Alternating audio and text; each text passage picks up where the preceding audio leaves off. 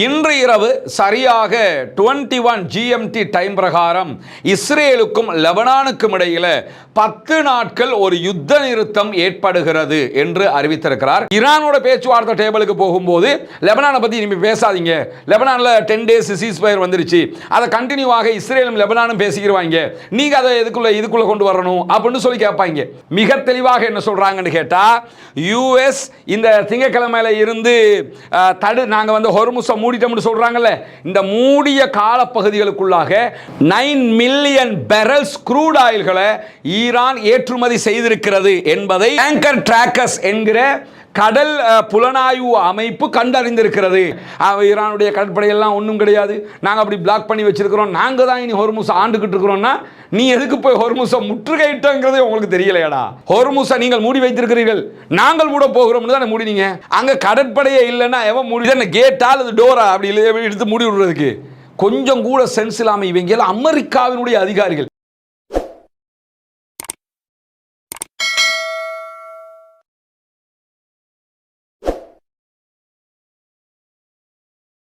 அன்புக்கினிய சகோதர சகோதரிகளே, நம் அனைவர் மீதும் ஏக இறைவனுடைய அமைதியும் கருணையும் உண்டாகட்டுமாக என்கிற உயரிய பிரார்த்தனைகளோடு, பாலஸ்தீனம் மீதான இஸ்ரேலிய ஆக்கிரமிப்பு இராணுவத்தினுடைய தாக்குதல்கள் 2 ஆண்டுகள் தொடர்ந்த நிலையில் அங்கு ஒரு யுத்த நிறுத்தம் ஏற்பட்டு இன்றோடு 188வது நாட்களை நாம் தாண்டி கொண்டிருக்கக்கூடிய சூழலில் ஈரான் மீதான அமெரிக்க இஸ்ரேலிய ஆக்கிரமிப்பு இராணுவங்களுடைய தாக்குதல்களும் லெபனான் மீதான இஸ்ரேலுடைய தாக்குதல்களும் தொடர்ந்து கொண்டே இருந்து தற்போது ஈரானுடனான ஒரு யுத்த நிறுத்தம் தற்காலிகமாக ஏற்பட்டிருக்கிறது. முதல் கட்ட பேச்சுவார்த்தைகள் தோல்வி அடைந்து 2ஆம் கட்ட பேச்சுவார்த்தைகளை நோக்கி அமெரிக்காவையும் ஈரானையும் கொண்டு வருவதற்குரிய முயற்சிகளில் பாகிஸ்தான் மும்முரமாக ஈடுபட்டு வருகிறது. இதே நேரம் சற்று நேரத்துக்கு முன்பதாக அமெரிக்க அதிபர் டொனால்ட் ட்ரம்ப் தன்னுடைய சோஷியல் ட்ரூத் பக்கத்தில் வெளியிட்டிருக்கக்கூடிய தகவல் பிரகாரம் இன்று இரவு சரியாக 21 GMT டைம் பிரகாரம் இஸ்ரேலுக்கும் லெபனானுக்கும் இடையில 10 நாட்கள் ஒரு யுத்த நிறுத்தம் ஏற்படுகிறது என்று அறிவித்திருக்கிறார். இந்த அறிவிப்பை தான் ரொம்ப மகிழ்ச்சியாக விடுப்பதாகவும், லெபனானில் ரொம்ப மதிக்கப்படக்கூடிய அதிபராக செயல்படுகிற ஜோசப் அவுன் அவர்கள், அதே போன்று இஸ்ரேலுடைய பிரதமர் பெஞ்சமின் நெத்தன்யாகு 2 பேரோடும் நான் பேசி இருக்கிறேன். இருவரும் 10 நாட்கள் யுத்தத்தை நிறுத்துவதற்கு ஒப்புக்கொண்டிருக்கிறார்கள். நம்ம சொல்லுவோம்ல, ரொம்ப சீரியஸா பேசிட்டு வந்து திடீர்னு இந்த ஆள் காமெடி பண்ணுவாப்ல, அது காமெடியாண்டே தெரியாத அளவுக்கு நமக்கு சிரிக்கிறதா அழுவுறதான்னு யோசனை வரும். அந்த மாதிரி என்ன பண்றாருன்னு கேட்டா, உலகம் முழுவதும் 9 யுத்தங்களை நான் முடிவுக்கு கொண்டு வந்திருக்கிறேன், இது 10வது யுத்தத்தை நான் முடிவுக்கு கொண்டு வந்திருக்கிறேன். அந்த ஆளே ஆரம்பிக்கிறாரு, அந்த ஆளே முடிக்கிறாரு, முடிச்சு போட்டு நான் 10வது யுத்தத்தை முடிவுக்கு கொண்டு வந்திருக்கிறேன் அப்படின்னு சொல்றாரு. இப்போ ஈரானில் யுத்த நிறுத்தம் வந்துச்சுன்னா 11வது யுத்தத்தை முடிவுக்கு கொண்டு வந்தேன் என்று சொல்லுவார். ஆரம்பிச்சது யாரு? அந்த ஆளே தான் ஆரம்பிச்சது. இந்த ஆளை எந்த லிஸ்ட்ல சேர்க்கிறதுன்னு நம்ம இனிமே எதை பார்த்து முடிவெடுக்கிறதுங்கிற கேள்வி வருதா இல்லையா? ஒரு பக்கம் பாப்பரசரோட சம்பந்தம் இல்லாம முட்டி மோதி கொள்றாரு, நான் ஒரு இயேசுபிரானுங்கிற அளவுக்கு ஏஐல இமேஜை பண்ணி போடுறாரு, பிறகு தேவையில்லாத கருத்துக்களை பேசுகிறார். இன்றைக்கு பாப்லியோ அவர்கள் மிக கடுமையான சர்வாதிகாரியாக அமெரிக்க அதிபரை சித்தரித்து ஒரு அறிக்கை வெளியிட்டிருக்கிறார். அதில் கூட அவர் என்ன சொல்றாருன்னா, அழிப்பது லேசு, ஆக்குவது கடினம், எல்லாத்தையுமே அழிக்கிறீங்க, மருத்துவமனைகள், பாடசாலைகள், ஸ்கூல்ஸ் எல்லாத்தையும் அழிக்கிறீங்க, இதையெல்லாம் யார் கட்டுவா? எனவே அழிப்பதற்கு முன்பதாக ஆக்குவதற்கு முயற்சி பண்ணுங்கள் என்றெல்லாம் கடுமையாக அறிக்கை ஒன்றை இன்றைக்கு பாப்லியோ அவர்களும் வெளியிட்டிருக்கக்கூடிய தருணத்தில் தான் நான் 9 யுத்தத்தை முடிச்சிருக்கேன், 10வது யுத்தம் லெபனான் யுத்தம் 10 நாள் யுத்த நிறுத்தத்துக்கே இந்த கூடிய காட்சிகளை நம்ம பார்க்க முடிகிற அதே நேரத்தில் பேச்சுவார்த்தைக்காக நெத்தன்யாகுவையும் லெபனானுடைய பிரசிடென்ட்டையும் நான் வாஷிங்டனுக்கு அழைக்க இருக்கிறேன் என்கிற ஒரு செய்தியையும் இன்றைக்கு அமெரிக்க அதிபர் டொனால்ட் ட்ரம்ப் சொல்லி இருக்கிற அதே நேரத்தில் 1983களுக்கு பிறகு இதுதான் இஸ்ரேலும் லெபனானும் நேரடியாக சந்தித்து பேசுகிற பேச்சுவார்த்தையாக இருக்க போகிறது என்கிற தகவல்களையும் சொல்லி இருக்கிறார். இதே நேரத்தில் இன்றைக்கு ஈவினிங் 5 மணி ஆகிற போது இஸ்ரேலிய பிரதமர் பெஞ்சமின் நெத்தன்யாகுவும் லெபனானுடைய அதிபராக இருக்கக்கூடிய அவுன் அவர்களும் நேரடியாக தொலைபேசியில் பேச இருக்கிறார்கள் என்கிற செய்திகள் வெளியாகி இருந்தது. யுத்த நிறுத்தத்திற்கு நெத்தன்யாகு ஒப்புக்கொண்டால் மட்டும்தான் நான் தொலைபேசியில் பேசுவேன் என்று மிக தெளிவாக லெபனானுடைய அதிபர் சொல்லி இருக்கிறார் என்கிற செய்திகள் எல்லாம் வெளியாகி இருந்த நேரத்தில் தான் இப்பொழுது யுத்த நிறுத்த அறிவிப்பு வந்திருக்கிறது. இதுக்கு பிறகு அவர் பேசுவார் என்கிற செய்திகளை நம்ம எதிர்பார்க்க முடியும். இந்த இடத்துல ஒரு விஷயத்தை நம்ம புரிஞ்சுக்கிறோம் என்னன்னு கேட்டா, 100% அக்மார்க்கு முட்டாள்தனமான ஒரு முடிவை லெபனான் எடுத்துக்கொண்டிருக்கிறது என்பதுதான். திட்டமிட்டே இந்த முடிவுக்கு லெபனானை தள்ளி இருக்கிறாங்க. குறிப்பாக லெபனானை நீங்கள் எடுத்துக்கிட்டீங்கன்னா, லெபனானுங்கிறது அங்கே முஸ்லீம்கள் இருக்கிறார்கள், ஷியா சன்னி பிரிவினை இருக்கிறது, கிறிஸ்தவர்கள் கணிசமாக வாழக்கூடிய ஒரு பகுதியாகவும் இருக்கிறது, ஒரு சொற்பமாக யூதர்களும் வாழுகிறார்கள். இப்படியான ஒரு கண்ட்ரியாகத்தான் லெபனான் இருக்கிறது. இந்த லெபனானில் அதிபராக இருக்கக்கூடியவர் ஒரு கிறிஸ்தவராக இருக்கிறார். ஹிஸ்புல்லாக்கள் பாராளுமன்றத்தில் ஒரு குறிப்பிட்ட அளவு பங்குகளை வகிக்கிறார்கள். ஓரளவு பலமிக்கவர்களாக பாராளுமன்றத்தில் இருந்தாலும் ஆயுத அளவில் அவங்க தான் பலமிக்கவர்களாக இருக்கிறாங்க. ஆயுதத்தின் அளவில் லெபனானுடைய ஃபோர்ஸஸ் பலம் குன்றியவர்களாக இருக்கிறார்கள். லெபனானுடைய ஃபோர்ஸஸ் சும்மாவாவது இஸ்ரேலோட யுத்தத்துக்கு போனாங்கன்னா 2 நாள் எல்லாமே முடிஞ்சு போயிடும். ஹிஸ்புல்லாக்கள்ங்கிறதுனால இத்தனை நாட்கள் தாக்கு பிடித்து அவர்களால் சண்டைக்கு போக முடியும். அவ்வளவு பலம் வாய்ந்த குழுக்களாக ஹிஸ்புல்லாக்கள் இருக்கிறார்கள். இந்த பேச்சுவார்த்தைகள் எதையுமே ஹிஸ்புல்லாக்கள் ஏற்றுக்கொள்ளல. அதுதான் புத்திசாலித்தனமாகவும் பார்க்கப்படுகிறது. காரணம் என்னன்னு கேட்டா, ஏற்கனவே யுத்த நிறுத்த பேச்சுவார்த்தைகளில் ஈரான் ஒரு நிபந்தனையை விதித்திருக்கிறது. யுத்த நிறுத்தம்னா இஸ்ரேல் லெபனானை தாக்கவும் கூடாது, அமெரிக்கா லெபனானையோ அதே போன்று ஈரானையோ தாக்கவும் கூடாது. யுத்த நிறுத்தம்னா ஈரானுக்கும் லெபனானுக்கும் சேர்த்து தான் வரணும் அப்படின்னு இருக்கிறாங்க. அந்த மாதிரி ஒரு யுத்த நிறுத்தம் வந்தால் லெபனானுக்கு 100% பாதுகாப்பாக இருக்க போகிறது. என்ன காரணம்னு கேட்டால், இந்த மாதிரி ஒரு ஒப்பந்தத்தில் இஸ்ரேலும் அமெரிக்காவும் கையெழுத்து போட்டதுக்கு பிறகு இஸ்ரேலால் லெபனான் மேலே என்ன காரணத்தை சொல்லி தாக்குதல் நடத்த முடியாது. தாக்கினால் யுத்த நிறுத்தத்தை மீறியதாக கருதப்படும். அப்பொழுது ஈரான் நேரடியாக இஸ்ரேலை தாக்க முடியும். ஏன்னா யுத்த நிறுத்தத்தை நீ மீறிட்டே, அதனால நானும் மீறுறேன், நீ ஏன்டா மீறினேன்னு சொல்லி அமெரிக்காவால் கேள்வி எழுப்புகிற அளவுக்கு நிலைமை மாறி போயிடும். இதை தவிர்க்கிறதுக்காகத்தான் இஸ்ரேலும் அமெரிக்காவும் சேர்ந்து, ஏன்னா விடாப்பிடியாக ஈரான் அதில் உறுதியாக இருக்கு, லெபனானுக்கும் சேர்ந்து தான் யுத்த நிறுத்தம் வரணும். அதுக்கு தான் ஈரானோட அடுத்த கட்ட பேச்சுவார்த்தைக்கு முன்பதாகவே 10 நாள் சீஸ்ஃபயர் அப்படின்னு கொண்டு வர்றாங்க. கொண்டு வந்து இதை நாங்கள் அடுத்த கட்டம் கொண்டு போகிறோம், நிரந்தரம் என்று வரலாற்றியும் இனிமேல் யுத்த நிறுத்தம் என்று சில நிபந்தனைகளில் ஹிஸ்புல்லாக்கள் ஆயுதங்களை கீழே போடணும், அது சொல்லி ஏதாவது ஒன்று போட்டு ஒரு யுத்த நிறுத்தத்தை நீட்டிக்க பார்ப்பாங்க. அதுக்கான காரணம் என்னன்னா, ஈரானோட பேச்சுவார்த்தை டேபிளுக்கு போகும்போது லெபனானை பற்றி இனிமேல் பேசாதீங்க, லெபனானில் 10 டேஸ் சீஸ்ஃபயர் வந்துருச்சு, அதை கண்டினியூவாக இஸ்ரேலும் லெபனானும் பேசிக்கிடுவாங்க, நீங்கள் அதை இதுக்குள்ள கொண்டு வரணும் அப்படின்னு சொல்லி கேட்பாங்க.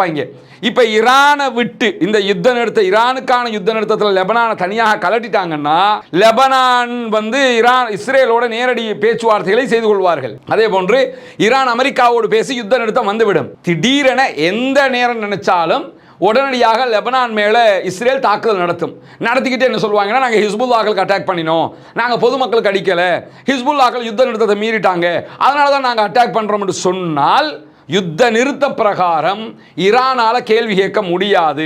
எனவே இந்த இடத்துல ஈரானுக்கு இல்லை பாதிப்பு வரப்போகுது, லெபனானுக்கு பாதிப்பு வரப்போகிறது. லெபனானுடைய அதிபரை அந்த கண்ட்ரோலுக்கு கொண்டு வந்து இந்த வேலையை பண்ணுறாங்க. அதனால தான் ஹிஸ்புல்லா என்ன சொல்கிறாங்கன்னா, முட்டாள்தனமாக இஸ்ரேலோட நீங்கள் பேச்சுவார்த்தையே போவாதீங்க, இஸ்ரேலோட ஈரான் பேசிக்கிறோம், யுத்த நிறுத்தம் ஈரானுடைய பேச்சுவார்த்தை ஷெடியூலில் வரணும் அப்படிங்கிறாங்க. அதை கேட்காம இந்த லெபனானுடைய அதிபரை முட்டாளாக்கி இந்த சரௌண்டிங்குள்ளே கொண்டு வந்திருக்கிறாங்க. அதனால தான் திடீரென லெபனான் மேல சம்பந்தம் இல்லாமல் ஒரு யுத்த நிறுத்தம் ஏற்பட்டிருக்கிறது என்பதை நம்ம பார்க்க முடியும். இந்த யுத்த நிறுத்தம் ஆரம்பிக்கிறதுக்கு முன்னாடியே கடுமையான தாக்குதல்களை இஸ்ரேல் லெபனானுடைய பாலங்களை அடிச்சு நொறுக்கி இருக்கக்கூடிய காட்சிகளை நீங்க பார்க்க முடியும். மிக கடுமையான தாக்குதல்களை அதிகமாகவே நடத்தி இருக்கிறார். அதே நேரம் இஸ்ரேலுக்கு எதிராக ஹிஸ்புல்லாக்களும் இன்றைக்கு மிக கடுமையான தாக்குதல்களை நடத்தி இருக்கிறார்கள். லெபனானில் இருக்கக்கூடிய கியாம் நகரத்திற்கு தெற்கு பகுதியில் இருக்கக்கூடிய ஹமாம்ஸ் என்கிற மலை குன்றில் குழுமியிருந்த இஸ்ரேலிய ஆக்கிரமிப்பு ராணுவத்தின் மீது அதிகமான ட்ரோன் தாக்குதல்களை நடத்தியிருக்கிறார். இந்த ட்ரோனை எல்லாம் அவங்களால் அடையாளம் கூட காண முடியாது, புதிய வகை ட்ரோன் அட்டாக் நடக்குது. அதே மாதிரி கஃபர் கைலாதி பீரங்கி நிலையத்தின் மீது இன்றைக்கு ஏவுகணை தாக்குதல்களை நடத்தியிருக்கிறார்கள் இஸ்ரேலை நோக்கி. அதே போன்று லெபனான் இஸ்ரேல் எல்லையில் தொலைதூர வடகிழக்கில் இருக்கக்கூடிய ராசல் நகூரா என்கிற பகுதி, இதில் இருக்கக்கூடிய இஸ்ரேலிய ஆக்கிரமிப்பு ராணுவத்தை நோக்கி நிறையவே ஆளில்லா விமான தாக்குதல்களையும் நடத்தி இருக்கிறார்கள். எனவே லெபனான் மிக தெளிவாக முட்டாளாகி கொண்டிருக்கிறது. ஹிஸ்புல்லாக்கள் மிக புரிதலோடு அவர்களுடைய அமெரிக்கா தலைமையில் இஸ்ரேலும் லெபனானும் செய்யக்கூடிய ஒப்பந்தத்தை எதிர்க்கிறாங்க. ஈரானோட இந்த ஒப்பந்தத்துக்கு போங்கன்னு சொல்றாங்க. இதை தெளிவாக புரிந்து கொள்ளுங்கள், இந்த இடத்தில் யார் முட்டாள்தனமாக சிக்கிக் கொள்கிறார்கள் என்று. இரண்டாவதாக நமக்கு தெரியும், நீங்க ஹொர்முஸை மூடினா நாங்களும் மூடுவோம் அப்படின்னு சொல்லி ஹொர்முஸை திறங்க, அதுக்கு தான் ஆரம்பத்தில் யுத்தம், ஈரான் மேல எலிகேஷன் பண்ணி, ஈரான் மேல குற்றச்சாட்டு சொல்லி, பிறகு ஹொர்முஸை ஈரான் மூடிட்டான்னு ஹொர்முஸை திறங்க யுத்த நிறுத்தத்தை பண்ணிக்கிறோம் என்று சொல்லித்தான் அமெரிக்கா கோரிக்கையே விடுத்தான். அப்போ ஹொர்முஸை திறந்தாலே யுத்த நிறுத்தம் என்று இருக்கிற நேரத்தில் நீ என்னடா ஹொர்முஸை மூடுறது நானே மூடுறேன்னு சொல்லி சம்மந்தம் இல்லாமல் எதுக்கு அதை திறக்க சொல்லி சொன்னாரோ அதையே மறந்து நான் மூடுறேன்னு சொல்லி மூடி இருக்கிறாரு. சரி, மூடினாலாவது அது நிலையாக சரியாக இருக்கணுமா இல்லையா, அது உண்மையாக நடக்கணுமா இல்லையா? ஆனால் இன்னைக்கு அமெரிக்க கடற்படை முற்றுகையால் 14 கப்பல்கள் திருப்பி அனுப்பி இருக்கிறோம். இந்த 3 நாள் திங்கட்கிழமையில இருந்து 4 நாட்களாக நடந்து வரக்கூடிய கடற்படை முற்றுகையால் அதாவது ஈரானை நோக்கி வந்த 14 மிக பெரும் டேங்கர் கப்பல்களை நாங்கள் திருப்பி அனுப்பியிருக்கிறோம்னு சொல்லி அமெரிக்காவினுடைய சென்ட்காம் வெளியிட்டிருக்கக்கூடிய அறிவிப்பில் சொல்லி இருக்கிறாங்க. அதை தாண்டி திருப்பி அனுப்பிய கப்பல்கள் எல்லாமே ஈரானுடைய கப்பல்கள் என்று வேற சொல்லியிருந்தாங்க. ஆனால் இன்னைக்கு அல் ஜசீரா ஒரு மிக முக்கியமான செய்தியை வெளியிட்டிருக்கிறார்கள். இதுதான் அல் ஜசீராவினுடைய ஆங்கில பதிப்பினுடைய செய்தி. How many ships crossed the Strait of Hormuz since the start of the US blockade அப்படின்னு சொல்லி போட்டிருக்கிறாங்க. அதாவது US பிளாக் பண்ணினதுல இருந்து எத்தனை கப்பல்கள் ஸ்ட்ரைட் ஆஃப் ஹொர்முஸை தாண்டி போயிருக்குது அப்படின்னு சொல்லி அவங்க மிக தெளிவாக ஒரு ஆய்வை நடத்தி, அதாவது எந்தெந்த கப்பல் போகுது வருகுதுங்கிறதெல்லாம் கண்காணிக்கிற தளங்கள் இருக்குதுங்க. அதை யாரும் தேடி ஒரு முடிவை எடுக்கலாம். உலகத்தில் எவனுமே கண்டுபிடிக்க முடியுமான ஒரு சின்ன பிள்ளைத்தனமான விஷயத்திலேயே பொய் சொல்றாங்கன்னா அப்போ எதில் அப்போ அமெரிக்க மக்களை எவ்வளோ முட்டாளாக நினச்சிக்கிட்டு இதெல்லாம் சொல்கிறாங்கன்னு அர்த்தம். ஏன்னா எவன் போய் தேடி பார்க்க போகிறான்னு நினைக்கிறது. இன்றைக்கு அல் ஜசீரா நடத்தி இருக்கக்கூடிய ஆய்வை வெளியிட்டிருக்கிறார்கள். திங்களன்று அமெரிக்க முற்றுகை அமுலுக்கு வந்ததில் இருந்து திங்கக்கிழமையில இருந்து இப்போ வியாழக்கிழமை நைட்டு நம்ம பேசிக்கிட்டு இருக்கிறோம். இந்த வீடியோ சில நேரம் நாளைக்கு நீங்கள் வெள்ளிக்கிழமை பார்க்கக்கூடும். நீங்கள் வியாழக்கிழமை நைட்டு வரைக்கும் நினச்சிக்கிட்டு பார்த்துக்கிறங்க. இதில் திங்கக்கிழமையில இருந்து இந்த பிளாக் பண்ணுற சிஸ்டத்தை அமெரிக்கா கொண்டு வந்ததில் நாங்களும் ஹொர்முஸை மூடுறோம்னு சொன்னதில் இருந்து 14 எண்ணெய் எரிவாயு ரசாயன டேங்கர்கள் அந்த வழியாக போயிருக்கிறது. மிக தெளிவாக இன்றைக்கு அல் ஜசீரா வெளியிட்டிருக்கக்கூடிய இந்த செய்திகளை சொல்லியிருக்கிறாங்க. எண்ணெய் எரிவாயு ரசாயனங்களை ஏற்றுக்கொண்டு போகிற 14 எண்ணெய் டேங்கர்கள் ஹொர்முஸை தாண்டி போயிருக்கிறது. அதே போன்று 13 சரக்கு அதே போன்று கொள்கலன் கப்பல்கள் போயிருக்கிறது. 14 கப்பல்கள் அது வேற, 13 சரக்கு கப்பல் கொள்கலன் கப்பல்கள் போயிருக்குது. 4 மொத்த சரக்கு கப்பல்கள், மொத்தமான சரக்கை மட்டுமே ஏற்றிக்கிட்டு போகிற 4 பெரிய கப்பல்கள் ஹொர்முஸ் ஜலசந்தியை கடந்திருக்கிறது. நாங்கள் 14 பிடிச்சிட்டோம், அனுப்பலை, தடுத்துட்டோம், பச்சை பொய்ங்கிறத அல் ஜசீரா நிரூபிச்சிருக்கிறாங்க. இந்த கப்பல்களில் 14 அமெரிக்க தடைகள் பட்டியலில் இருந்தவை. எக்ஸ்ட்ரா செய்தி வேற. இந்த போன கப்பல்களில் 14 கப்பல் எண்ணெய் பெரிய டேங்கர்கள் க்ரூட் ஆயில் எடுத்துக்கிட்டு போயிருக்கிறாங்க. 13 சரக்கு கப்பல், 4 மொத்தமான சரக்கு கப்பல்கள். அப்படி பார்த்தீங்கன்னு சொல்லி சொன்னால் 27 31 கப்பல்கள் போயிருக்கிறது. இந்த 31ல் 14 கப்பல்கள் அமெரிக்காவினுடைய பிளாக் லிஸ்டில் இருக்கக்கூடிய கப்பல்கள். அது தடை தான், அதை யாருமே ஏற்றுக்கிற கூடாது என்கிற பட்டியலில் இருக்கக்கூடியது. இந்த அமெரிக்காவினுடைய தடை பட்டியலில் இருக்கக்கூடிய 14 கப்பல்களில் 7 கப்பல்கள் ஈரானுடைய துறைமுகத்தில் இருந்து புறப்பட்டு ஹொர்முஸ் ஜலசந்தியை கடந்திருக்கிறது. ஈரான்ல இருந்து கிளம்பி ஹொர்முஸை தாண்டி எந்த நாட்டுக்கு போகணுமோ அதுக்கு போயிருக்குது. அமெரிக்காக்காரன் கை கட்டி போயிட்டு வாங்க ராஜா என்று அனுப்பி வச்சிருக்கிறான். நாங்கள் விடவில்லை தெரியுமா, நாங்கள் பின்னி படலெடுத்து விட்டோம், நாங்கள் தடுத்து விட்டோம், நாங்கள் எப்படிப்பட்டவர்கள் தெரியுமா? உங்களை மாறி வாயில் வடை சுடுறவங்கள உலகத்தில் எங்கேயுமே பார்க்க முடியாதுங்கிற அளவுக்கு கம்பி கட்டுற கதையெல்லாம் சொல்லி கொண்டிருக்கிறாங்கிறத அல் ஜசீரா கிழிச்சு தொங்க விட்டுருக்குறாங்க. நல்லா புரிஞ்சுக்கிறங்க. அதாவது கத்தர் மேலேயே ஈரான் தாக்குதல் நடத்தினான். அவங்க தெளிவாக அவர்களுடைய ஜேர்னலிசம் பத்திரிகை துறையில் நீதியாக நடந்து கொள்கிறார்கள். இதில் நீங்கள் பார்க்கலாம், மிக தெளிவான செய்திகளை வெளியிட்டிருக்கிறார்கள் இந்த செய்தி தொடர்பாகவே. அதில் தான் அவங்க சொல்கிறாங்க, 7 கப்பல்கள் ஈரானுடைய துறைமுகத்தில் இருந்து கிளம்பி ஹொர்முஸை தாண்டி போய் இருக்குது. இன்னும் 7 கப்பல்கள் இந்த 14ல் 7 கப்பல்கள் சீனாவினுடைய நிறுவனங்களுக்கு சொந்தமானது. 6 கப்பல்கள் ஈரானுடைய நிறுவனங்களுக்கு சொந்தமானது. 4 கப்பல்கள் ஐக்கிய அரபு அமீரகத்தை சேர்ந்த நிறுவனங்களால் இயக்கப்படக்கூடியவைகள். இவ்வளவும் எல்லாமே ஈரானுடைய ஹொர்முஸ்ல இருந்து தான் கிளம்பி போயிருக்கிறாங்க. ஹொர்முஸை தாண்டி நாங்கள் தடுத்தோம்ங்கிறான், ஒன்னையுமே தடுக்கல. அதை தாண்டி இந்த அல் ஜசீரா இந்த செய்தியிலே மேலதிகமாக என்ன சொல்றாங்கன்னு கேட்டா, புதன்கிழமை சென்ட்காம் அமெரிக்காவினுடைய சென்ட்காம் வெளியிட்டிருக்கக்கூடிய அறிவிப்பில் நாங்கள் 14 கப்பல்களை தடுத்ததாக சொன்னார்கள். இதுவெல்லாம் பொய்.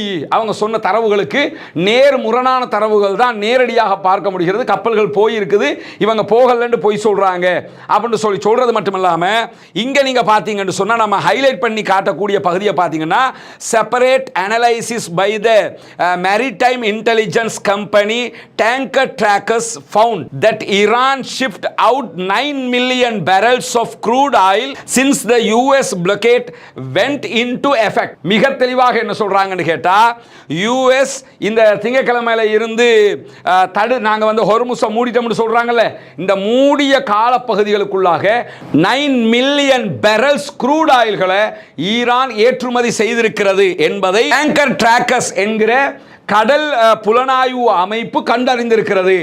9 மில்லியன் பேரல்ஸ் சொல்லி சொன்னா 1 மில்லியனுங்கிறது 10 லட்சம். 9 மில்லியன் 9 மில்லியன்னா 90 லட்சங்கள் என்ன பண்ணியிருக்கிறாங்கன்னா க்ரூட் ஆயில் பேரல்களில் ஏற்றுமதி பண்ணியிருக்கிறாங்க. எவ்வளவு பெரிய, இதுக்கு முன்னாடி இந்த யுத்த நேரத்திலேயோ யுத்தத்துக்கு முன்னாடியோ கூட இப்படி பிஸ்னஸ் பண்ணலாம் அவங்க இப்போ பண்ணுற மாதிரி அவ்வளவு கடுமையான விற்பனையை செய்திருக்கிறார்கள். நாங்கள் தடுத்துட்டோம்ங்கிறாங்க. டேய், நீ தடுத்துட்டோம்னு சொல்கிற நேரத்தில் அதிகமாகவே வியாபாரம் பண்ணியிருக்கிறாங்கிறத இன்றைக்கு மிக தெளிவாக இந்த அமைப்பு கண்டறிந்திருக்கிறது என்பதை அல் ஜசீரா சுட்டி காட்டுவதை நம்ம பார்க்க முடிகிற அதே நேரத்தில் இன்றைக்கு ஐரோப்பா தொடர்பாக மிக முக்கியமான செய்தி வெளியாக சர்வதேச எரிசக்தி முகமையினுடைய IEA தலைவர் பாத்திஹ் பிரேஸ் வெளியிட்டிருக்கக்கூடிய அறிவிப்பில் என்ன சொல்றாருன்னு கேட்டா, ஈரான் மீதான அமெரிக்க இஸ்ரேலிய யுத்தத்தினால எண்ணெய் விநியோகம் ஹொர்முஸ் வழியாக தொடர்ந்து தடைப்பட்டுக்கிட்டே இருக்கிறது. இப்படியே தடைப்பட்டால் விரைவிலேயே விமான பயணங்கள் ரத்து செய்யப்படக்கூடும். ஐரோப்பிய யூனியன் இடத்துல, ஐரோப்பிய நாடுகளிடத்துல கிட்டத்தட்ட 6 வாரங்களுக்கு குறைவாகத்தான் ஜெட்டுக்கு தேவையான எரிபொருள் மீதம் இருக்கிறது. விமானங்களுக்கு பயன்படுத்துகிற எரிபொருள் 6 வீக்குக்கு தான், 1.5 மாசத்துக்கு மட்டும் தான் இருக்குது. தயவு செய்து யுத்தத்தை நிப்பாட்டி போட்டு சமாதானத்தை அடைஞ்சு ஹொர்முஸை திறக்க வழியை பாருங்க, இல்லைன்னா பயணமே போக முடியாது என்று சொல்லி இன்றைக்கு யூரோப் யூனியன் சேர்ந்து சொல்லியிருக்கக்கூடிய நேரத்தில் தான் அமெரிக்க முற்றுகையை தாங்குவதற்கு ஈரானிடம் பல வழிகள் இருக்கிறது அப்படின்னு சொல்லி இன்றைக்கு செய்தி வெளியாகி இருக்கிறது. குறிப்பாக அமெரிக்கா ஈரானுடைய பொருளாதார வாழ்க்கையை நெரிச்சுக்கிட்டு இருக்குது அப்படின்னு சொல்லி வெள்ளை மாளிகையினுடைய துணை தலைமை அதிகாரியாக இருக்கக்கூடிய ஸ்டீவன் மில்லர் ஒரு அறிக்கையை வெளியிட்டிருந்தார். அமெரிக்கா அப்படி ஹொர்முஸை மூடிட்டாங்க, ஈரான் அப்படி தவிச்சுக்கிட்டு இருக்குது அப்படின்னாங்க. அதற்கு இன்றைக்கு பதில் சொல்லி இருக்கக்கூடிய தஹரான் பல்கலைக்கழகத்தினுடைய இணை பேராசிரியர் ஃபுவாத் இஸ்ஸாதி அவர்கள் மிக தெளிவாக ஒரு செய்தியை சொல்றார். ஈரானுடைய பொருளாதாரம் அந்த நாட்டின் மீதான அமெரிக்காவினுடைய கடற்படை முற்றுகையை தாங்கிக் கொள்ளுகிற திறனை வேண்டிய அளவுக்கு கொண்டிருக்கிறது. குறிப்பாக ஈரானுங்கிறது 6000 கிலோமீட்டர், அதாவது 3700 மைல்கள் நில எல்லைகளால் சூழப்பட்டிருக்கிறது. 2000 கிலோமீட்டருக்கு மேல கடல் எல்லைகளால் சூழப்பட்டிருக்கிறது. இப்படி இருக்கக்கூடிய நேரத்தில் இந்த ஈரானுடைய பரப்பளவையை மறந்து மில்லர் கருத்து சொல்லிக்கிட்டு இருக்கிறாரு. நீங்க ஒரு பக்கத்தை மூடியலும் எல்லா பக்கத்தையும் மூடுவீங்களா? என்ன ஸ்ரீலங்காவா இது? எல்லா பக்கத்தையும் மூடுறதுக்கு, எங்கேயாவது மூடினா அப்படி அடைஞ்சு நிற்கிறதுக்கு? ஈரானுங்கிறது பறந்துபட்ட தேசம். நீங்க ஒரு பக்கத்தை மூடினா மறுபக்கத்தால் நாங்கள் எடுத்துக்கிறோம் என்று சொல்லிட்டு மேலதிகமாக இன்றைக்கு அந்த பேராசிரியர் இணை பேராசிரியர் சொல்லும் போது என்ன சொல்றாருன்னா, ஈரானுடைய வடக்கிலும் கிழக்கிலும் இருக்கக்கூடிய நட்பு அண்டை நாடுகள் எங்களுக்கு உதவிக்கிட்டு இருக்குது. நீங்க இங்க பிளாக் பண்ணலாம், நாங்கள் தரை வழியா தேவையானதை எடுத்துக்கிறோம். அதை தாண்டி அமெரிக்காவால் எங்களை கழுத்தை நெரிக்கிற வேலையெல்லாம் செய்யவே முடியாதுங்கிறாரு. மேலதிகமாக வந்திருக்கக்கூடிய செய்திகளை பார்த்தீங்கன்னு சொல்லி சொன்னா, ஈரான் வந்து 47 ஆண்டுகளாக பொருளாதார தடைக்குள்ள தானே இருக்கிறாங்க. இது புதுசா அவங்களுக்கு. நீங்க இப்போ ஹொர்முஸை மூடிட்டோம் அப்படியே செத்துருவாங்கன்னா 47 வருஷமா அப்படித்தானே இருக்கிறான். 47 வருஷமா சர்வதேச பொருளாதார தடைகளை அமெரிக்கா விதித்து கொண்டே இருக்கிறது. அதே மாதிரி இந்த கடந்த சில ஆண்டுகள் ஒரு 10 வருஷமா ரொம்ப கடுமையான பொருளாதார நெருக்கடி அவங்களுக்கு இருக்கிறது. இப்படி இருக்கும்போது ஹொர்முஸை முற்றுகையிடுறதுனால ஈரானியர்களுக்கு எந்த ஒரு பெரிய மாற்றமும் அங்கே ஏற்படுவதற்கான வாய்ப்புகள் கிடையாது. அங்க மேலதிகமாக அவங்க இந்த எண்ணெயை விற்பனை செய்வதற்குரிய எல்லா சர்வதேச வழிகளையும் ரொம்ப தெளிவாக தெரிஞ்சு வச்சிருக்கிறாங்க. எண்ணெயை வேற வேற பெயர்கள் அவங்க விற்பனை செய்யறதோட தேசிய எல்லைகளுக்கு வெளியில எண்ணெயை கொண்டு போய் வைக்கிற திட்டங்கள் எல்லாம் அவங்களுக்கு ஆல்ரெடி தெரியும். என்னத்தை பிளாக் பண்ணினாலும் வேற வேற கப்பல் பார்த்தா இந்த ஒரு நாட்டு கப்பல் மாதிரி இருக்கும், அவங்க கொண்டு போய் எல்லையை தாண்டி வெளியில வச்சு போட்டு சர்வதேச கடலில் வித்துட்டு வந்துகிட்டே இருப்பான். அதனால ஈரானை இப்படியெல்லாம் தடுக்க முடியாது என்கிற செய்திகள் வெளியாகி இருக்கிற அதே நேரத்தில் ஈரானுடைய உச்ச தலைவர் ஆயத்துல்லா அலி முஜ்தபா அவர்கள் படுகாயம் அடைந்திருக்கிறார் என்ற ஒரு செய்தியை இன்றைக்கு அமெரிக்காவினுடைய பாதுகாப்பு செயலாளர் ஹெக்ஸத் சொல்லியிருக்கிறார். அவர் சொல்லக்கூடிய செய்தி இதை பல நாட்களாக அவங்க சொல்லிக்கிட்டே வர்றாங்க. முஜ்தபா வெளியில் வரமாட்டேங்கிறாரு, முஜ்தபாவை எங்கேயுமே காணோம், அதனால் அவர் படுகாயம் அடைஞ்சிருப்பாருங்கிறாங்க. ஏண்டா அவர் ஏற்கனவே அவர் தகப்பனார் அப்படி வெளியில் இருக்க போய் தான் கொண்டிருக்கிறாங்க. அதனால் அவர் உடனே வந்துடுவாரா? ஆன்மீக தலைவர் போது எவ்வளோ பாதுகாப்பாக ஒரு முறை பண்ணிட்டாங்க, திரும்ப பட வைப்பாங்களா? அவர் வெளியே வரலங்கிறதுனால அவர் படுகாயம் அடைந்திருப்பார். அவர் ரஷ்யாவில் ட்ரீட்மெண்ட்டுக்கு போயிருக்கிறார், இதெல்லாம் சொல்லிக்கிட்டு இருந்தாங்க. இப்போ வந்து படுகாயம் அடைந்திருப்பாருங்கிறார். அதை தாண்டி ஈரான்ட்டை கடற்படையே கிடையாது, ஹொர்முஸ் ஜலசந்தியை நாங்கள் தான் கண்ட்ரோல் பண்ணிக்கிட்டு இருக்கிறோம். இதை பார்க்கல எனக்கு என்ன தோணிச்சுன்னு கேட்டால், ஜனாதிபதி தான் சுத்த கிறுக்கனா இருப்பான்னு பார்த்தா இந்த ஆள் கலப்பில்லாத லூஸாக இருக்கிறாருங்கிற அளவுக்கு நம்ம அத்தாவுல்லா சொல்லுவார் இல்லையா, அந்த மாதிரி அப்படியே ட்ரம்ப்பை வடிச்சு வச்ச மாதிரி சொல்கிற மாதிரிங்க. ஈரானுடைய கடற்படையெல்லாம் ஒன்றும் கிடையாது, நாங்கள் அப்படி பிளாக் பண்ணி வச்சிருக்கிறோம், நாங்கள் தான் இனி ஹொர்முஸ் ஆண்டுகிட்டு இருக்கிறோம்னா நீ எதுக்கு போய் ஹொர்முஸை முற்றுகையிட்டங்கிறதே உங்களுக்கு தெரியலையாடா? ஹொர்முஸை நீங்கள் மூடி வைத்திருக்கிறீர்கள், நாங்கள் மூட போகிறோம்னு தானே மூடினீங்க. அங்கே கடற்படையே இல்லைன்னா எவன் மூடி தானே, கேட்டா அது டோரா அப்படி எடுத்து மூடி விடுறதுக்கு கொஞ்சம் கூட சென்ஸ் இல்லாமல் இவங்க அமெரிக்காவினுடைய அதிகாரிகள் எவ்வளவு கீழ்மட்டத்தில் இறங்கி கருத்துக்களை சொல்லியிருக்கிறார்கள். இப்படியான நிலையில தான் world cup football world cup நடக்க இருக்குது. அமெரிக்காவில், மெக்சிகோவில் இன்னும் 3 நாடுகளில் நடக்க இருக்குது. இதற்கு ஈரானுடைய வீரர்களை அனுப்ப முடியாது, ஈரானுடைய டீம் அனுப்ப முடியாது அமெரிக்காவுக்கு அப்படின்னு சொல்லி ஈரானுடைய விளையாட்டு அமைச்சகம் அறிவிச்சிருந்த நேரத்தில் இன்றைக்கு மீண்டும் ஃபீஃபாவினுடைய தலைவர் கியானி இருக்கக்கூடிய அறிவிப்பில் இல்லை நீங்கள் அமெரிக்காவுக்கு அனுப்புங்க, உங்களுக்கு தேவையான பாதுகாப்பெல்லாம் நாங்கள் தர்றோம் அப்படின்னு இருக்கிறாங்க. ஆனாலும் ஈரானுடைய விளையாட்டுத்துறை என்ன சொல்றாங்கன்னு சொன்னா, எங்களுடைய வீரர்கள் கலந்து கொள்ளுகிற போட்டிகளை மெக்சிகோவுக்கு மாத்துங்க, நீங்க அமெரிக்காவில் வைக்க வேணாம் அப்படின்னு கேட்டுக்கிறாங்க. இல்ல நீங்க இங்கே தான் அனுப்பணும், நாங்கள் உங்களுக்கு பாதுகாப்பு கொடுப்போம்னு மீண்டும் சொல்லி இருக்கிறது ஃபீஃபா. ஆனால் அது எந்த அளவு தூரம் அமெரிக்காவை நம்பி அடுத்ததாக ஈரான் அனுப்புவார்கள் என்கிற கேள்விகள் எல்லாம் இருக்கக்கூடிய நேரத்தில் தான் மேலதிகமாக இன்றைக்கு வந்திருக்கக்கூடிய செய்தி நமக்கு தெரியும். இஸ்லாமாபாத்தில் இருந்து கிளம்பி பாகிஸ்தானுடைய ராணுவ தளபதி ஈரான் போயிருக்கிறாரு, அங்கே சில பேச்சுவார்த்தைகளை நடத்தி கொண்டிருக்கிறார், அமெரிக்காவுடைய செய்திகளை கொண்டு போயிருக்கிறாரு என்கிற செய்திகள் வந்து கொண்டிருக்கக்கூடிய அதே நேரத்தில் ஷபாஸ் ஷரீப் பாகிஸ்தானுடைய பிரதமர் கத்தார் போயிருக்கிறாரு, அப்படியே அவர் துருக்கி போறாரு, சவுதிகளையும் சந்திக்கிறார். அதை தாண்டி சவுதி, துருக்கி, ஈஜிப்ட் 3 நாடுகளும் மேலதிகமாக துருக்கியில் சந்திக்கிறாங்க. இந்த மாதிரி பல முக்கியமான பேச்சுவார்த்தைகள் நடக்கிறது. அடுத்த கட்ட பேச்சுவார்த்தைகள் அமெரிக்காவுக்கும் ஈரானுக்கும் இடையில் வருகிற ஞாயிறு திங்களுக்கு வாக்கில் நடக்கலாம் என்கிற செய்திகள் எல்லாம் வந்து கொண்டிருக்கும் போது இன்றைக்கு ஈரானுடைய ஊடகங்கள் வெளியிட்டிருக்கக்கூடிய செய்தி பிரகாரம் இது ஒரு அவநம்பிக்கையும் தோன்றுகிறது என்கிற செய்திகள் வெளியாக இருக்கேன்னா, ஒரு புறம் வந்து வாங்க பேசுவோம், சமாதானமாக முடிச்சுக்கிறோம் என்று அமெரிக்கா சொல்லுகிற அதே நேரம் இல்லை யுரேனியத்தை என்ன செய்ய பண்ணுறது, செறிவுற்றிருக்கிற யுரேனியத்தை நீங்கள் இல்லாமல் ஆக்கணும், அதை எங்கள்கிட்ட தந்துடணும் அல்லது வேறு நாட்டுக்கு கொடுத்துடணுங்கிற விதமாக எல்லாம் அமெரிக்கா சொல்லிக் கொண்டிருக்கிறது. எனவே இதெல்லாம் நம்ம வந்து நம்ம ஒரு நம்பிக்கையாக இவர்களோடு பயணிக்க முடியாது என்கிற ஒரு நிலை ஏற்பட்டிருக்கிறது என்கிற செய்திகளையும் ஈரானுடைய ஊடகங்கள் சொல்லிக் கொண்டிருக்கிறது. பொறுத்திருந்து பார்ப்போம் என்னவெல்லாம் நடக்கிறது என்பதை. எது எப்படி போனாலும் அமைதி திரும்ப வேண்டும், மத்திய கிழக்கிலும் பூவுலகிலும் அமைதி திரும்ப வேண்டும் என்பதுதான் நம்முடைய கோரிக்கையாக இருக்கிறது. ஆக்கிரமிப்புகள் ஓய வேண்டும், காசா அப்பாவிகள் மீதான தாக்குதல்கள், லெபனான் அப்பாவிகள் மீதான தாக்குதல்கள், ஈரான் அப்பாவிகள் மீதான தாக்குதல்கள் எல்லாம் நிறுத்தப்பட்டு முழு உலகிலும் அமைதி திரும்ப வேண்டும், ஆக்கிரமிப்புகள் ஓய வேண்டும், ஆக்கிரமிப்பாளர்கள் ஓய வேண்டும் என்கிற பிரார்த்தனைகளோடு ஆக்கிரமிப்பாளர்களுக்கு எதிராக தொடர்ந்தும் ஜனநாயக ரீதியாக குரல் எழுப்புவோமாக. வாஹிர் தஅவானா அல்ஹம்துலில்லாஹி ரப்பில் ஆலமீன்.